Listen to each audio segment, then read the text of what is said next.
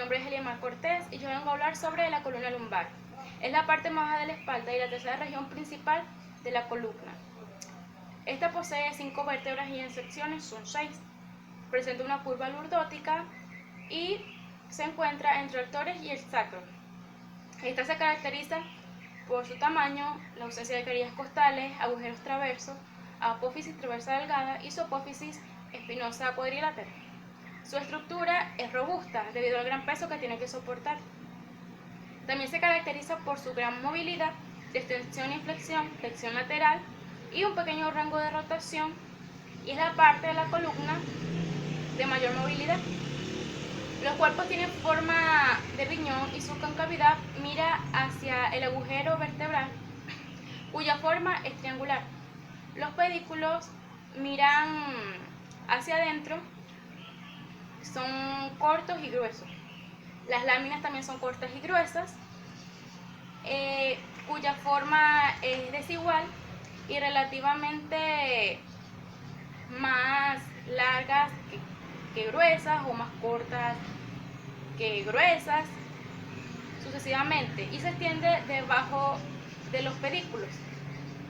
El agujero vertebral, relativamente más pequeño, a partir de la segunda vértebra se agota la médula espinal y de allí se alojan los nervios más caudales.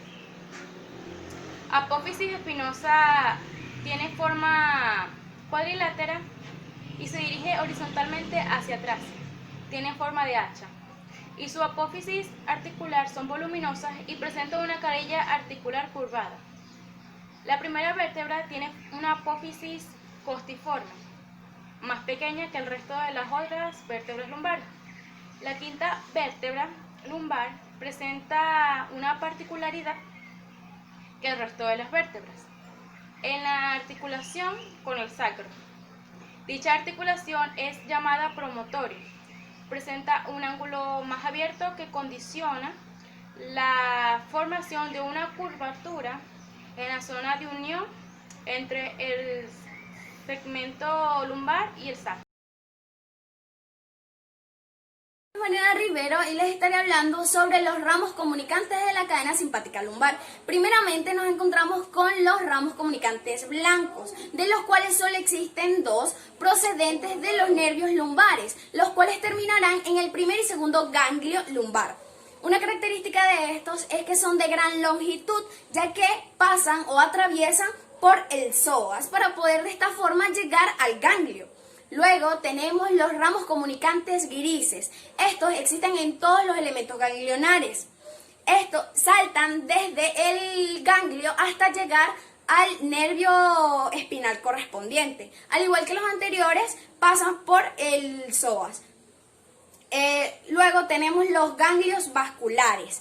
Estos se distribuyen por las arterias, la aorta abdominal y las ilíacas. Los nervios comisurales. Estos trabajan a forma y a medida de un puente nervioso, lo que quiere decir que pasan desde un lado de la cadena hasta el lado opuesto, pasando por enfrente de los nervios de los cuerpos vertebrales. Por último nos encontraremos con los ramos esplénicos lumbares. Estas son fibras nerviosas que transportan fibras preganglionares a los ganglios de la pelvis.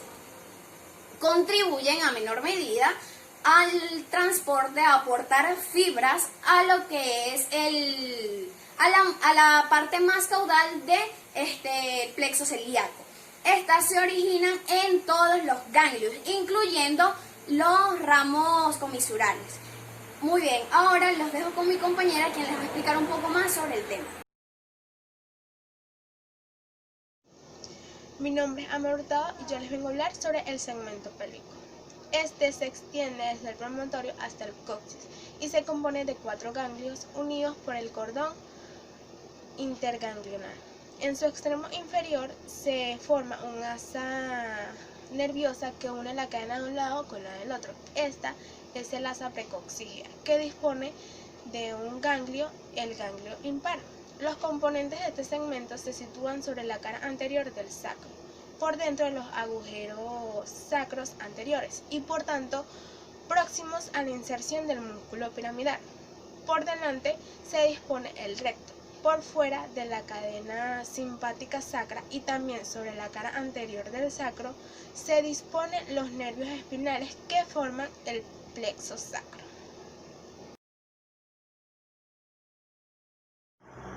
Aportando un poco a lo que dijo mi compañera, las ramas nerviosas de la cadena simpática pélvica son los ramos comunicantes blancos. A este nivel no hay nervios comunicantes blancos, ya que las fibras preganglionares alcanzan los ganglios simpáticos sacros por el cordón interganglionar que les une al segmento lumbar. Los ramos comunicantes grises se extienden de los ganglios simpáticos a los nervios sacros.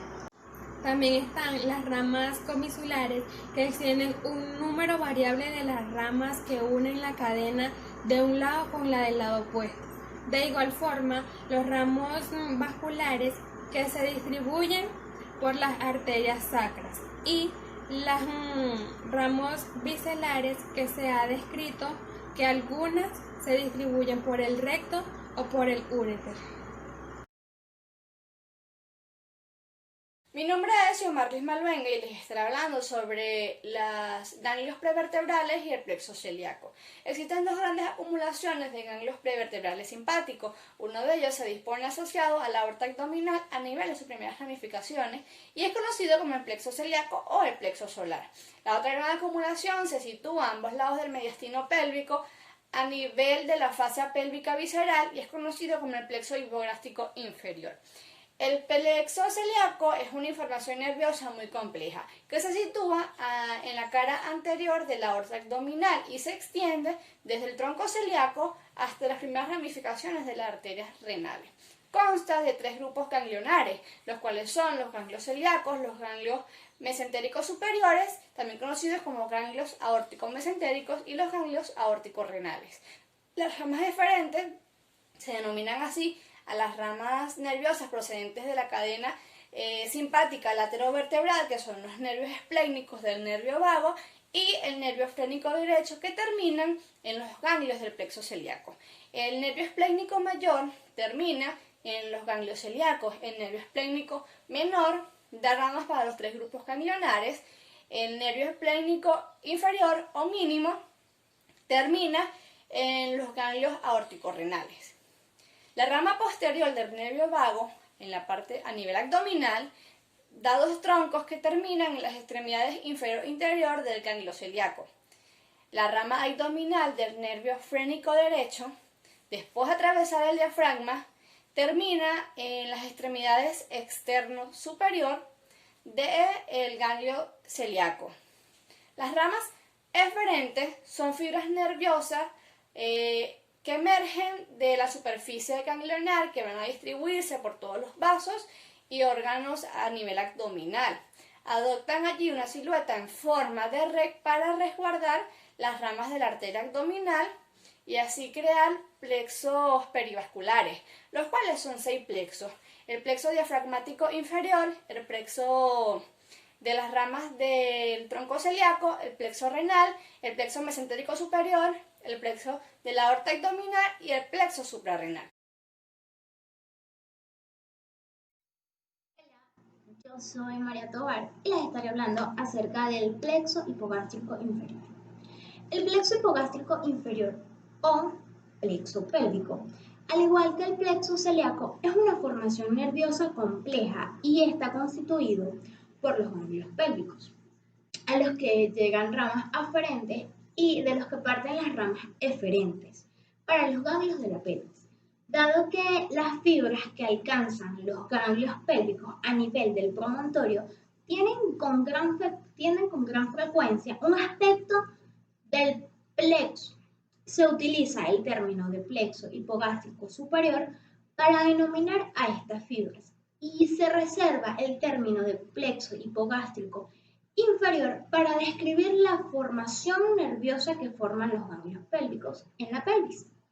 El plexo hipogástrico inferior es una estructura par situada a ambos lados del recto en el hombre y a ambos lados del recto y la vagina en las mujeres.